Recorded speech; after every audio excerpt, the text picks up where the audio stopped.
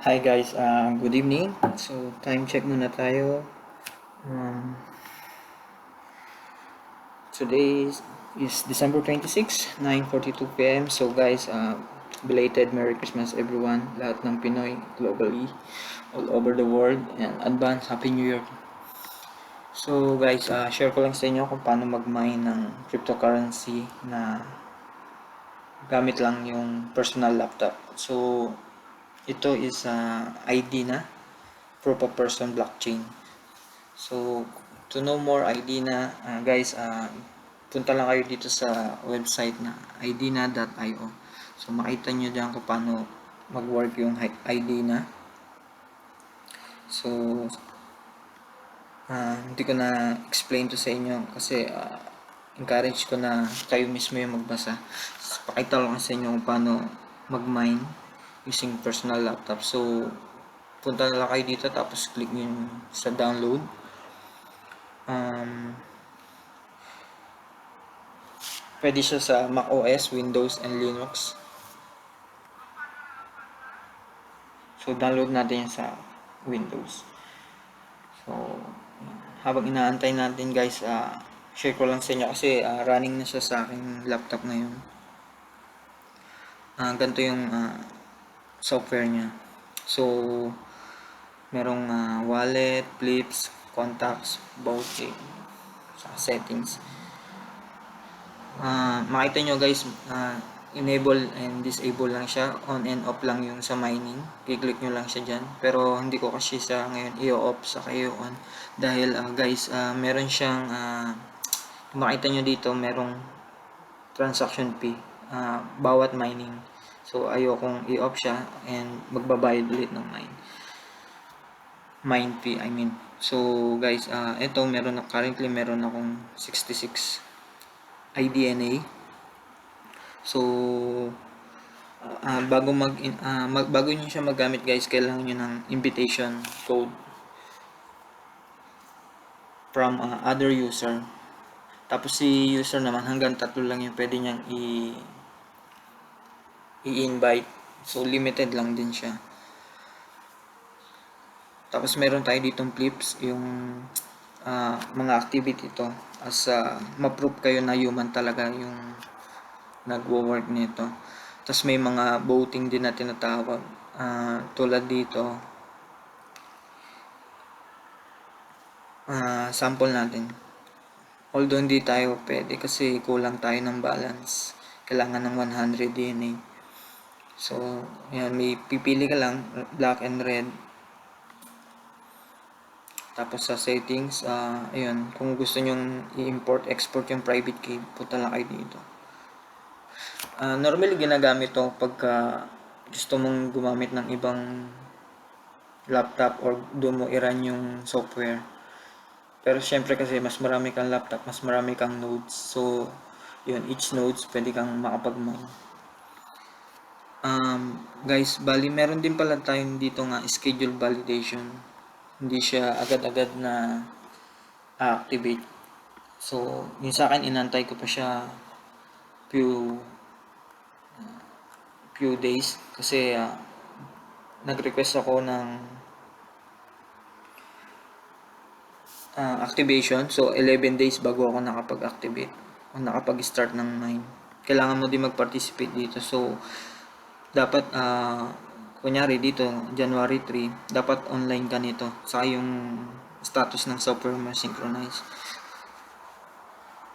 Pakita natin sa inyo guys kung paano i-install na kasi na-download na natin.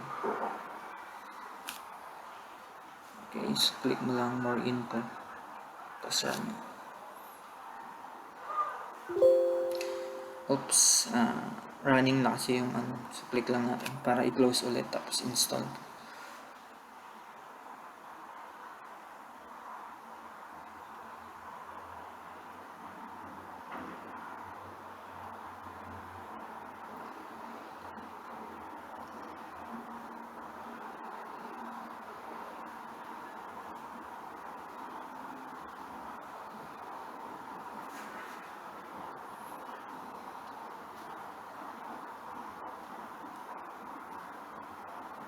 So ganyan, per laptop, tinatawag siya na ID na node.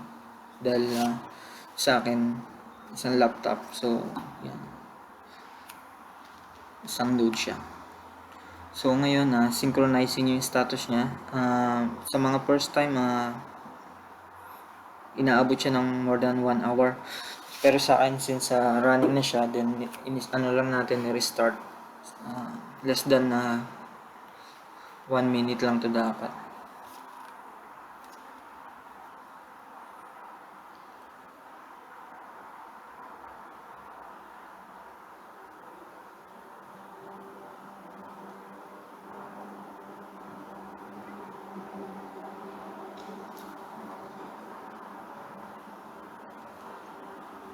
So, ayun guys, synchronize na yung status niya. So, tapos yung mining status ko is currently on pa rin siya. Guys, so, inform ko lang din kayo na dapat hindi siya mag-offline. I mean, yung connection nyo, hindi siya mag-offline. Kasi otherwise, mape-penalty kayo. Like, nung sa akin, na-penalize ako. Kasi hindi ko na-off yung mining ko. Tapos nawalan pala ako ng connection sa internet. So ayun, may penalty ako na 2 IDNA. Pakita ko na lang din guys, upon validation, makaka-receive kayo ng 14 IDNA sa first validation. So ganun siya guys. Next question, siguro isip nyo, may value ba to? May minamine ko or actually meron na siyang value guys. Dito sa CoinMine, search natin magkano ang isang IDNA. So 1 IDNA is currently 0.02 USD. Pero syempre guys, may chance na tumaas yan kasi makita nyo yung total supply. Konti lang yung total supply niya. Listed na ba siya sa Binance or other cryptocurrency exchange? Hindi pa siya listed sa Binance guys, pero sa ibang currency exchange, yes, listed na siya dun. Halimbawa dito sa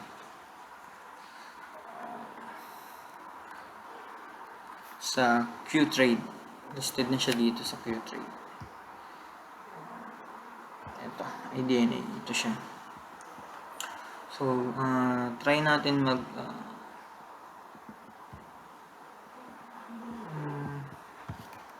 mag-deposit.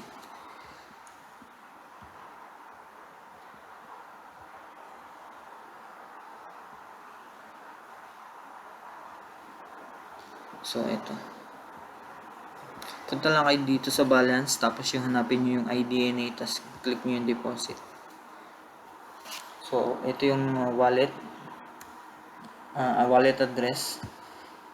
Copy nyo lang siya, tapos wala siyang minimum, although meron siyang processing time.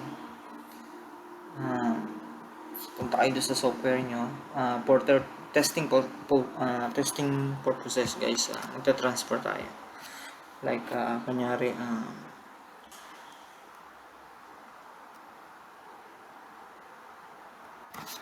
transfer natin ng 5 IDNA.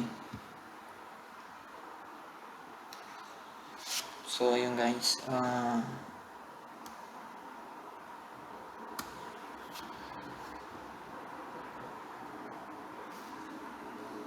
meron ding transaction fee. So tingnan natin kung gaano siya katagal.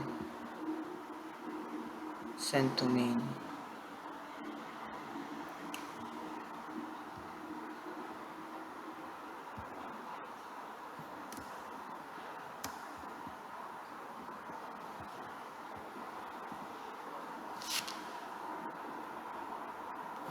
So okay, time check is 9:51 guys. So i-post ko lang muna yung video, then tignan ko pag pumasok na, update ko kayo. So post ko muna yung video. So ayun guys, refresh lang natin. Okay, so 13 13 na yung nag-confirm. Kailangan maka 50 tayo bago pumasok yung tina-transfer natin na 5 ID na yun. So guys, kapag nandito na siya sa Qtrade, pwede ko na siyang i-trade sa BTC. Then kapag naka-BTC na siya, pwede ko siyang i-trade sa other coins like ETH, Litecoin, Doge.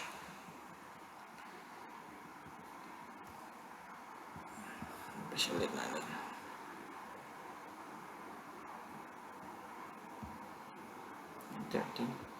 So, nag-start tayo mag-transfer ng 951. Tapos, 951, 956, 5 minutes na. So, hindi pa natin na post ko muna ulit yung video guys. So, ayun guys, nakita natin, status credited. Check lang natin kung gaano katagal or kabilis. Nag-send tayo 951. Tapos pumasok